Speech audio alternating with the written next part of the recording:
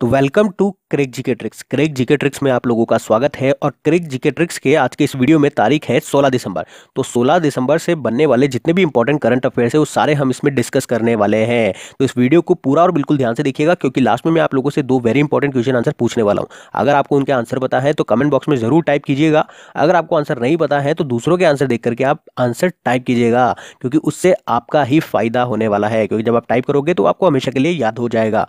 अगर आप इसकी पीडीएफ चाहते हो तो डिस्क्रिप्शन में मैंने लिंक दे दिया है। तो क्रेक जीके ट्रिक्स पे शुरू करते हैं आज का हमारा वीडियो।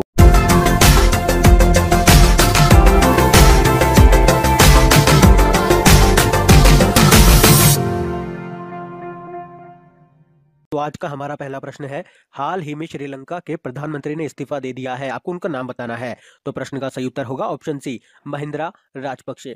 तो अभी हाल ही में श्रीलंका में सुप्रीम कोर्ट के आदेश पर श्रीलंका के प्रधानमंत्री महिंद्रा राजपक्षे ने शनिवार को अपने पद से इस्तीफा दे दिया है। आपको जानकारी के बता दूं, 26 अक्टूबर को ही राष्ट्रपति मैत्रीपाल सिरिसेना ने प्रधानमंत्री रणिल विक्रमसिंघे को उनके पद से बर्खास्त कर दिया था और उनकी जगह पे महिंद्रा राजपक्षे को नियुक्त किया था।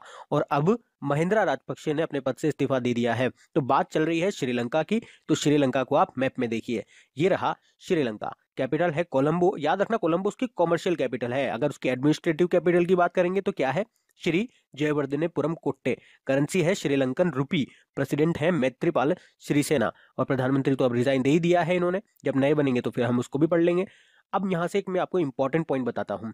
क्या इंपॉर्टेंट पॉइंट है, भारत और श्रीलंका के बीच का जो स्ट्रेट है उसका नाम क्या है, क्या कहते हैं उसे, तो उसे कहते हैं पाक स्ट्रेट। हिंदी में बोलेंगे तो पाक जल डमरू मध्य। ठीक है, अब शायद आपको समझ में नहीं आ रहा होगा कि मैं क्या बात कर रहा हूँ। ये जल डमरू मध्य क्या होता है, तो देखो सिंपल सा बताता हूँ। जल डमरू पानी के ऐसे तंग मार्ग होते हैं जो दो बड़े पानी के समूहों को जोड़ते हैं। उनमें से आपकी नाव, जो नौकाएं होती है, जहाज होते हैं, वो एक बड़े जलाशय से दूसरे बड़े जलाशय में चले जा सकते हैं। इसका आकार की फिजिकल अगर साइज की बात करेंगे तो शेप कैसा दिखता है, तो डमरू की तरह दिखता है। तो आपको केवल इतना याद रखना है, क्योंकि कई बार एग्जाम में पूछा जाता है, वन लाइनर क्वेश्चन आता है। भारत और श्रीलंका के बीच में एक स्ट्रेट है, उसका नाम क्या है। इंग्लिश में बोलेंगे तो पाक स्ट्रेट, हिंदी में बोलेंगे तो पाक जल डमरू मध्य। जल डमरू मध्य को मैंने बताने की कोशिश की है, उम्मीद करूंगा आपको समझ में आएगा। बढ़ते हैं अगले प्रश्न की ओर। तो आगे बढ़ने से पहले बता दूं, अगर आपको वीडियो की स्पीड कुछ ज़्यादा लग रही है तो आपके पास ऑप्शन है। अगर आप वीडियो को डेस्कटॉप या लैपटॉप में देख रहे हैं तो यहाँ पे एक गोल सा बटन दिख रहा है आपको सेटिंग का। और अगर मोबाइल में देख रहे हैं तो यहाँ पे ये जो शेयर दिख रहा है, यहीं पे 3 डॉट आते हैं, वो सेटिंग का ऑप्शन होता है। तो उसको आप कैसे कर सकते हैं स्पीड को स्लो, पहले आप इनको देख लें। नॉर्मली जो वीडियो का स्पीड होता है वो कैसा होता है। ये हमारा दिसंबर के फर्स्ट वीक का करंट अफेयर्स का वीडियो है। इसकी जो नॉर्मल स्पीड है वो मैं आपको बताता हूँ। गंगा नदी के कायाकल्प कार्यों के लिए 3 सदस्य कमेटी का प्रमुख किसे नियुक्त किया है, तो प्रश्न का सही उत्तर होगा ऑप्शन सी, यूसी ध्यानी को। तो सबसे पहले एनजीटी की फुल फॉर्म आपको पता होनी चाहिए। अब ये स्पीड अगर आपको ज्यादा लग रही है तो फिर आप सेटिंग पे जाएं। उत्तराखंड हाईकोर्ट के पूर्व न्यायाधीश, यहाँ पे स्पीड है, ये नॉर्मल है, इससे कम करता हूं मैं। अब देखना, गंगा की सफाई पर नजर रखने के लिए 3 सदस्य कमेटी जो बनाई गई थी उसका प्रमुख इन्हें बनाया गया है। इसी के साथ मैं आपको बता दूं, आप देखेंगे स्पीड कम हो गई है। आप अपने अकॉर्डिंग इसको सेट कर सकते हैं। वैसे हो सकता है आप लोगों को पता हो, लेकिन फिर भी मैंने बता दिया है। अब आगे बढ़ते हैं। हमारा अगला प्रश्न है, हाल ही में किसे 2018 के ज्ञानपीठ पुरस्कार से सम्मानित किया गया है। तो प्रश्न का सही उत्तर होगा ऑप्शन ए, लेखक अमिताभ घोष को। तो अभी हाल ही में अंग्रेजी लेखक अमिताभ घोष को 2018 के ज्ञानपीठ अवार्ड से सम्मानित किया गया है। अब ये क्वेश्चन आपके लिए इंपॉर्टेंट क्यों है, क्योंकि इस पुरस्कार से सम्मानित होने वाले वे पहले अंग्रेजी लेखक हैं, इसीलिए आप इनका नाम याद रखना, अमिताभ घोष का। और इसी के साथ इनके कुछ उपन्यास है, कुछ नॉवेल हैं जो काफी फेमस है। मैं आपको नाम बताता हूँ, जैसे कि shadow lines, the glass palace, the hungry tide, river of smoke. तो इस प्रश्न से आपको याद क्या रखना है, 2018 के ज्ञानपीठ पुरस्कार से किसे सम्मानित किया गया है, तो प्रथम अंग्रेजी लेखक अमिताभ घोष को। बढ़ते हैं अगले प्रश्न की ओर। तो हमारा अगला प्रश्न है, हाल ही में एनसीएसटी का सचिव किसे नियुक्त किया गया है। तो प्रश्न का सही उत्तर होगा ऑप्शन बी, अशोक कुमार सिंह को। अब सबसे पहले आपको पता होना चाहिए कि एनसीएसटी का मतलब क्या होता है। तो national commission for scheduled tribe, Hindi में बोलेंगे तो अनुसूचित जनजातियों के लिए राष्ट्रीय आयोग। तो इसके सचिव के रूप में कौन नामित हुए हैं या किसे चुना गया है, अशोक कुमार सिंह को। अच्छा, मैंने यह बताया कि एनसीएसटी के सचिव बन गए हैं अशोक कुमार सिंह, लेकिन आपको यह भी तो पता होना चाहिए कि एनसीएसटी के अध्यक्ष कौन है। तो फिर आंसर होगा नंद कुमार साई। तो एनसीएसटी के सचिव कौन बन गए, अशोक कुमार सिंह, और इसके अध्यक्ष कौन है, नंद कुमार साई। अच्छा, तो एनसीएसटी का फुल फॉर्म तो हमने देख लिया, क्या बोला, national commission for scheduled tribe, Hindi में भी उसको देख लिया, अनुसूचित जनजातियों के लिए राष्ट्रीय आयोग। इतना तो ठीक है, लेकिन हमें ये तो पता होना चाहिए कि इसका काम क्या है, ये काम क्या करता है। तो संविधान या किसी अन्य कानून के तहत अनुसूचित जनजातियों के लिए प्रदान किए गए सुरक्षा उपायों से संबंधित मामलों की ये जांच करता है, उनकी निगरानी करता है। तो इस प्रश्न से आपको याद क्या रखना है, national commission for scheduled tribe के सचिव बन गए हैं अशोक कुमार सिंह। बढ़ते हैं अगले प्रश्न की ओर। तो हमारा अगला प्रश्न है, हाल ही में कहाँ पे मानव रहित हवाई वाहन यूएवी के निर्माण, यूएवी मतलब अनमेन्ड एयर व्हीकल के निर्माण के लिए भारत की पहली निजी क्षेत्र की इकाई का उद्घाटन कहाँ किया गया है? तो प्रश्न का सही उत्तर होगा ऑप्शन ए, हैदराबाद। तो अभी हाल ही में हैदराबाद में अडानी एरोस्पेस पार्क में मानव रहित हवाई वाहन यूएवी के निर्माण के लिए भारत की पहली निजी क्षेत्र की इकाई का उद्घाटन किया गया है। मैं आपको इसके साथ ही बता दूं कि यहाँ पे यूएवी हेमीज 900 डेवलप किए जाएंगे। तो आपको इस प्रश्न से याद क्या रखना है कि भारत के पहले निजी यूएवी कारखाने का उद्घाटन हुआ है हैदराबाद में। बढ़ते हैं अगले प्रश्न की ओर। तो हमारा अगला प्रश्न है, हाल ही में आईबी यानी कि इंटेलिजेंसी ब्यूरो और रो के अध्यक्ष का कार्यकाल 6 माह और बढ़ाया गया है। आपको इनके नाम बताने हैं। तो यहाँ पे ऑप्शन ए और बी दोनों सही होंगे। तो अभी हाल ही में आईबी के अध्यक्ष राजीव जैन और रो चीफ अनिल धस्माना का कार्यकाल 6 माह और बढ़ा दिया गया है। आईबी की बात हुई है तो मैं आईबी के बारे में बताता हूँ। इसका स्थापना हुआ था इंटेलिजेंसी ब्यूरो का 1887 को। इसका हेडक्वार्टर है न्यू दिल्ली में और इसके अध्यक्ष कौन है? राजीव जैन। उसी तरह से रॉ की बात हुई है तो रॉ की फुल फॉर्म आपको याद रखनी है, रिसर्च एंड एनालिसिस विंग। इसकी स्थापना हुई थी 1968 को और इसके अध्यक्ष कौन है? अनिल धस्माना। तो इन दोनों के कार्यकाल 6 माह और बढ़ा दिए गए हैं। बढ़ते हैं अगले प्रश्न की ओर। तो हमारा अगला प्रश्न है, हाल ही में किस मंत्रालय ने ईसीओ इको निवास संहिता लॉन्च किया है? तो प्रश्न का सही उत्तर होगा ऑप्शन बी, ऊर्जा मंत्रालय ने। तो अभी हाल ही में ऊर्जा मंत्रालय ने इको निवास संहिता 2018 लॉन्च किया है। अब ये है क्या? तो ये आवासीय भवनों ECBCR के लिए एक ऊर्जा संरक्षण भवन कोड है, यानी कि energy conservation building code for residential buildings. Simple शब्दों में अगर मैं समझाऊं तो ऐसे अपार्टमेंट, ऐसे बिल्डिंग्स का निर्माण करना जिससे उसमें रहने वालों को ऊर्जा की बचत का लाभ दिया जा सके। आपको पता होगा अभी 14 दिसंबर को हमने मनाया था राष्ट्रीय ऊर्जा संरक्षण दिवस के रूप में और उसी दिन इसे लॉन्च किया गया था। अच्छा, हमारे minister of state for power and new and renewable energy कौन है? तो आंसर होगा RK सिंह है। तो बढ़ते हैं अगले प्रश्न की ओर। तो हमारा अगला प्रश्न है, हाल ही में किस देश ने भारतीय मुद्रा पर प्रतिबंध लगा दिया है? तो प्रश्न का सही उत्तर होगा ऑप्शन सी, नेपाल ने। तो अभी हाल ही में नेपाल सरकार ने 200, 500 और 2000 यानी कि 100 रुपए से ऊपर के जो नोट करेंसी है, भारतीय करेंसी, उन पे प्रतिबंध लगा दिया है। अब आप सोच रहे होंगे कि यार नेपाल ने ऐसा किया क्यों? तो आपको याद होगा डीमोनेटाइजेशन, 1000 व 500 रुपए के नोट बंद कर दिए गए थे।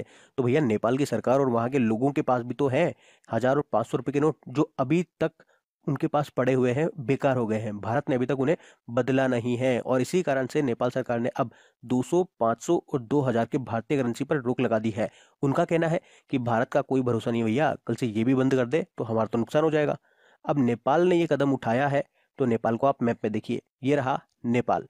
कैपिटल क्या है? काठमांडू। करेंसी क्या है? नेपाली रुपया। प्रेसिडेंट कौन है? विद्या देवी भंडारी और PM है KP शर्मा ओली। जब भी नेपाल की बात आती है मैं आपको बताता हूँ हेडक्वार्टर ऑफ सार्क कहाँ पर है? नेपाल, काठमांडू में। ये अभी SBI क्लर्क 2018 में पूछा गया है। और सार्क की फुल फॉर्म क्या है? South Asian association for regional cooperation. और याद रखना सितंबर में न्यूज आई थी कि नेपाल देश जो है बाघों की आबादी को दुगना करने वाला दुनिया का पहला देश बना गया है। तो आपको इस प्रश्न से क्या याद रखना है कि भारतीय मुद्रा कौन सी 200, 500 और 2000 को बंद कर दिया है। कहाँ पे? नेपाल में। बढ़ते हैं अगले प्रश्न की ओर। तो हमारा अगला प्रश्न है, हाल ही में किस बैंक ने इंटरनेट बैंकिंग सेवा शुरू की है? तो प्रश्न का सही उत्तर होगा option C, India post payment bank ने। तो अभी हाल ही में 14 दिसंबर से इंडिया पोस्ट पेमेंट बैंक ने अपनी सभी कस्टमर के लिए इंटरनेट बैंकिंग शुरू कर दी है। अब बात हुई है इंडिया पोस्ट पेमेंट बैंक की, तो इसके बारे में जानते हैं। ये एक सरकारी पेमेंट बैंक है जिसकी शुरुआत कब हुई थी? अभी इसी साल 1 सितंबर 2018 को।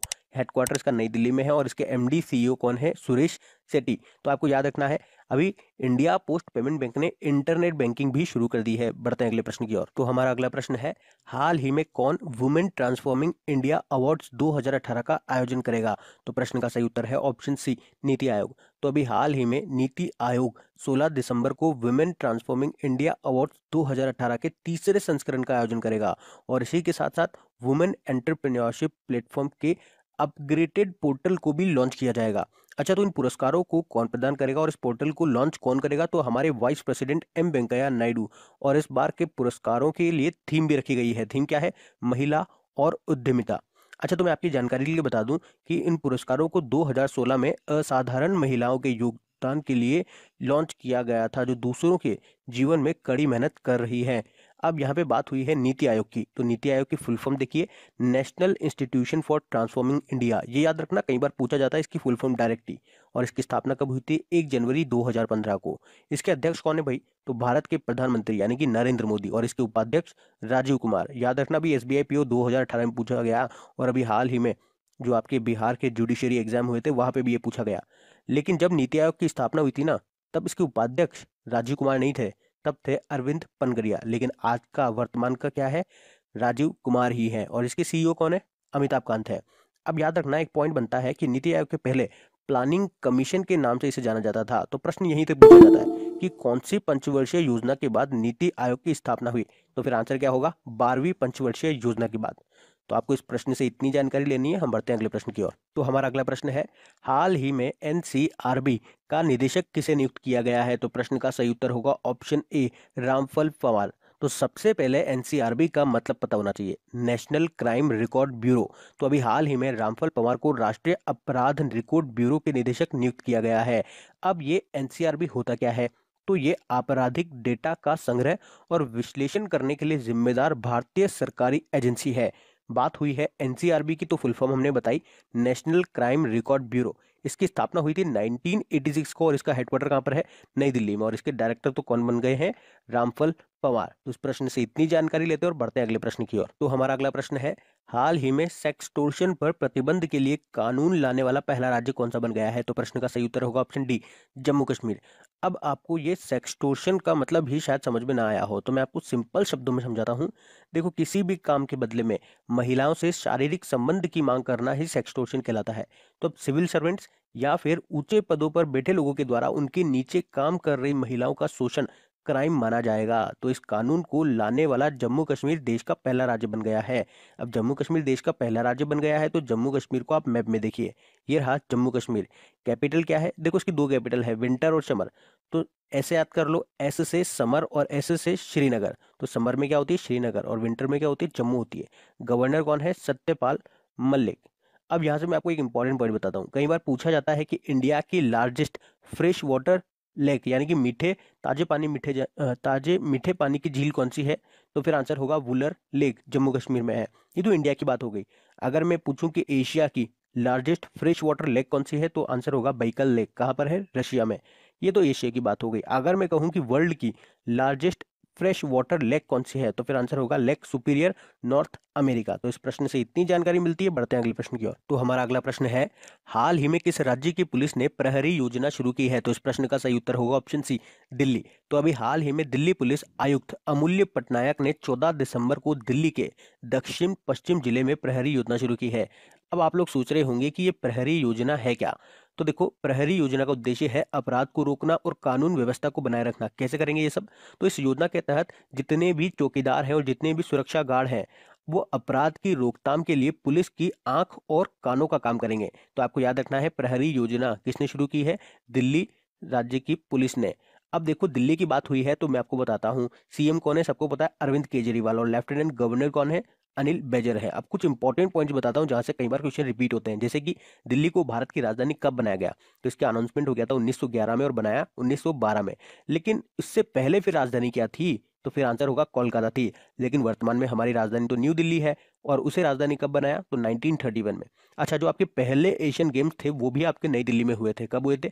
1951 को। लेकिन अगर मैं आपसे पूछूं 2018 के एशियन गेम्स कहाँ हुए, तो आंसर क्या होगा? जकार्ता, पैलम्बंग, इंडोनेशिया में। रेलवे में एक बार पूछा गया, दिल्ली के चीफ सेक्रेटरी का नाम क्या है इसी साल? तो फिर आंसर क्या होगा? अंशु प्रकाश। और दिल्ली के वास्तुकार कौन है? तो एडविन ल्यूटिन है, जो कि इंग्लैंड से थे। अच्छा, दिल्ली में स्थित है आपके महात्मा गांधी की समाधि, उनका नाम क्या है? क्या बोलते हैं? तो आंसर होगा राजघाट। और वहीं पे दिल्ली में स्थित लाल बहादुर शास्त्री की समाधि को क्या बोलते हैं? विजय घाट बोलते हैं। लाल बहादुर शास्त्री वही है जिन्होंने नारा दिया था जय जवान जय किसान का। और सबसे इंपॉर्टेंट, दिल्ली के राजपथ को क्या कहते हैं? तो आंसर होगा किंग्सवे कहते हैं। और अभी नवंबर में ही सिग्नेचर ब्रिज बन के आया था, मतलब उसका उद्घाटन किया था। तो किस नदी पे है ये आपको पता होना चाहिए, यमुना नदी पे है। और ये नमस्ते के आकार का है। इसकी ऊंचाई कितनी है? 165 मीटर है। और ये देश का पहला केबल स्टाइल ब्रिज है। तो इस प्रश्न से आपको इतनी जानकारी मिलती है। अब हम लास्ट वीडियो के प्रश्नों के उत्तर को देखते हैं। देखिए, लास्ट वीडियो था हमारा 12 दिसंबर का। उसके बाद 3 दिनों तक मैं वीडियो नहीं अपलोड कर पाया, क्योंकि मैंने बताया था मेरे घर में शादी है। तो वैसे तो एक ही दिन नहीं डालने का था, लेकिन क्या करूं, 2 दिन कंटिन्यू और 2 रात कंटिन्यू में सोया नहीं, तो उसकी नींद थी। इस वजह से 2 दिन हो गया, और गला काफ़ी जाम हो गया था, तो 3 दिन हो गया। तो अभी तो हम 12 दिसंबर के जो क्वेश्चन पूछे गए थे उनके आंसर को डिस्कस कर लेते हैं। तो पहला आंसर था, क्वेश्चन था, हाल ही में कहाँ भारत का पहला अंडर वाटर म्यूजियम खोला जाएगा? तो प्रश्न का सही उत्तर था ऑप्शन सी, पुडुचेरी में। अगला प्रश्न था, हाल ही में उबेर ईट्स ने किसे भारत में अपना ब्रांड एम्बेसडर नियुक्त किया है? तो प्रश्न का सही उत्तर था ऑप्शन डी, आलिया भट्ट ने। आप सभी लोगों ने आंसर बिल्कुल सही दिए थे। अब आज के वीडियो के प्रश्नों को हम देखते हैं। पहला प्रश्न है, हाल ही में लेपा रादा अरुणाचल प्रदेश का कौन सा जिला बना है? आपके ऑप्शन ये रहे, कमेंट बॉक्स वो रहा, वहां जाके आपको आंसर टाइप करना है। अगला प्रश्न है, हाल ही में कौन सा देश ओपेक से अलग होगा? तो ऑप्शन ये रहे, कमेंट बॉक्स वो रहा, वहां पे जाके अपना दोनों प्रश्नों के सही उत्तरों के आंसर वहां पे आपको लिखने हैं। और इसी के साथ आपको जरूर बताना है कि आपको आज का वीडियो कैसा लगा। और अगर आपको वीडियो और मेरी मेहनत पसंद आई हो तो इसे लाइक जरूर कीजिएगा, और इसे शेयर करना मत भूलिएगा अपने फ्रेंड्स में, व्हाट्सएप, फेसबुक ग्रुप, इंस्टा, जहां भी आप इसे शेयर करते हैं, कम से कम अपने एक फ्रेंड्स ग्रुप में इसे शेयर जरूर कीजिएगा, अपने स्टडी ग्रुप में इसे शेयर जरूर कीजिएगा। Thank you, thanks for watching crack G K tricks.